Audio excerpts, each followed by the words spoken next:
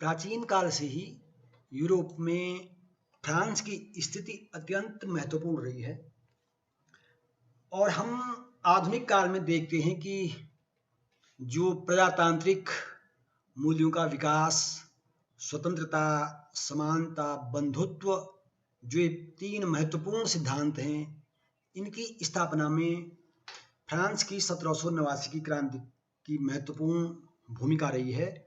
और हम कह सकते हैं कि फ्रांसीसी क्रांति ने ही विश्व को ये तीन सिद्धांत दिए हैं।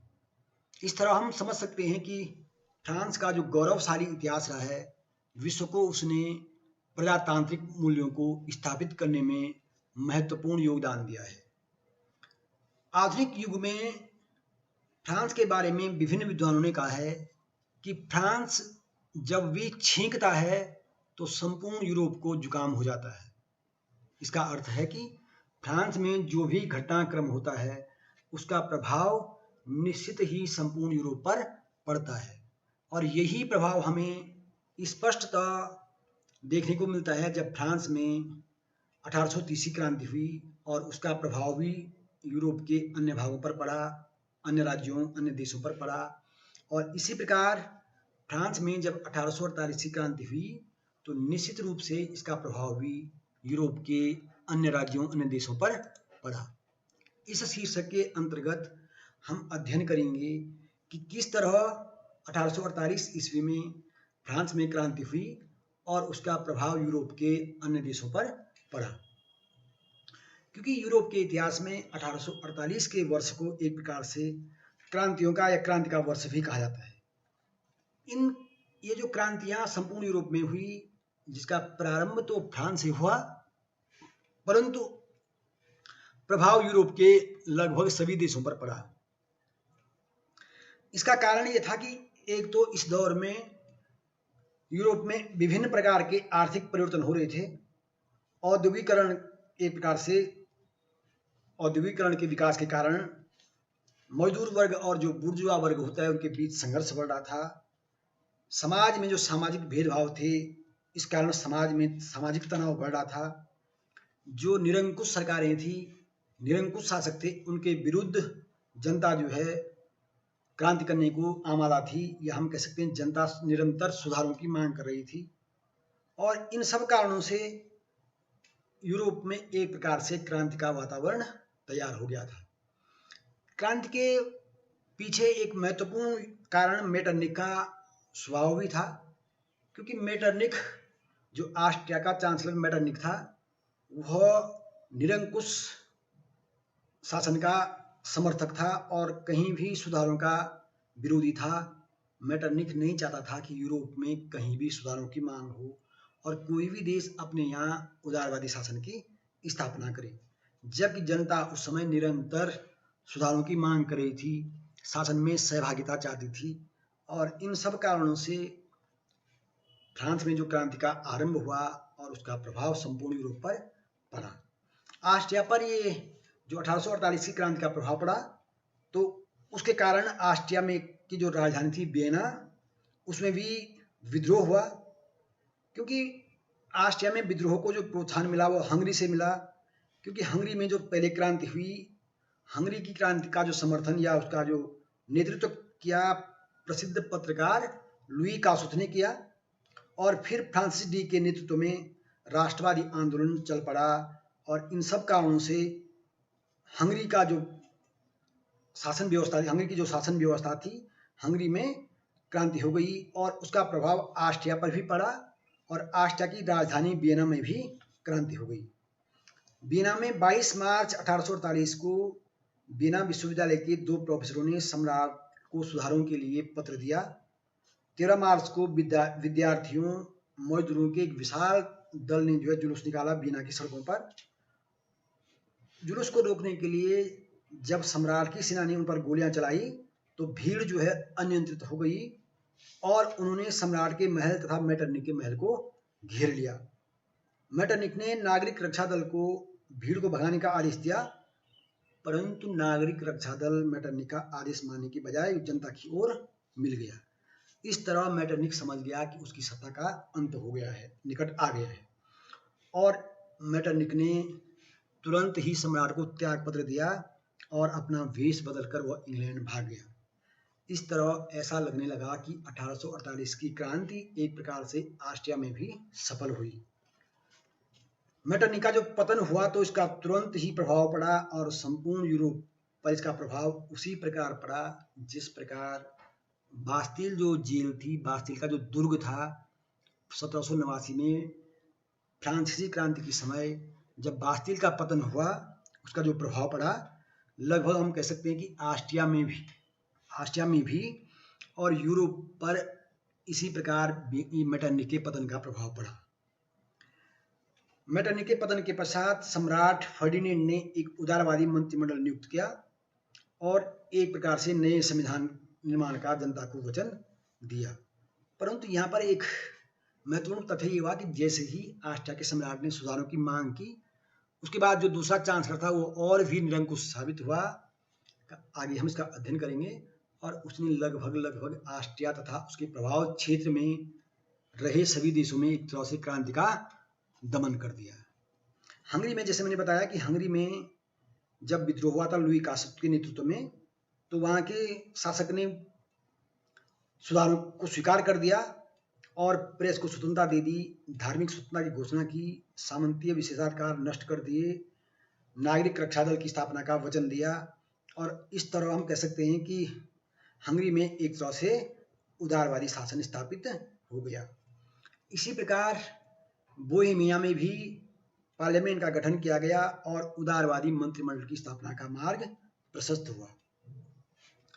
इटली पर भी 1848 की क्रांति का प्रभाव पड़ा, क्योंकि इटली पर जो है ऑस्ट्रिया का प्रभाव स्थापित था। तो इटली के विभिन्न प्रांतों ने या विभिन्न राज्यों ने ऑस्ट्रिया के विरुद्ध विद्रोह किया और एक प्रकार से स्वतंत्रता की घोषणा की। इसका परिणाम यह हुआ कि ऑस्ट्रिया को जो सबसे बड़ा इटली का जो सबसे बड़ा राज्य था सार्डिनिया व पीडमांट, वहां के शासक चार्ल्स एल्बर्ट ने एक उदारवादी संविधान की घोषणा की और एक उदारवादी मंत्रिमंडल की स्थापना का मार्ग प्रशस्त किया। अन्य जो राज्य थे इटली के, जैसे लोमार्डी, मोडेना, यहाँ के ड्यूक जो है भाग गए। वेनिस ने भी ऑस्ट्रियन सेनाओं को अपने यहाँ से निकालकर स्वतंत्रता की घोषणा की और वेनिस में गणतंत्र की घोषणा की गई। इसी प्रकार मिलान से भी ऑस्ट्रिया की सेना को भगा दिया गया। लोमार्डी में जो ऑस्ट्रिया की सेना थी उसको भी उसके विरुद्ध भी विद्रोह हुआ और ऐसा लगने लगा कि अब जो है इटली से ऑस्ट्रिया का जो प्रभाव है वो समाप्त हो जाएगा। परंतु ऐसा हुआ नहीं। बाद में हम देखेंगे कि ऑस्ट्रिया ने इटली के विद्रोह का भी दमन कर दिया। जर्मनी पर भी इस क्रांति का प्रभाव पड़ा।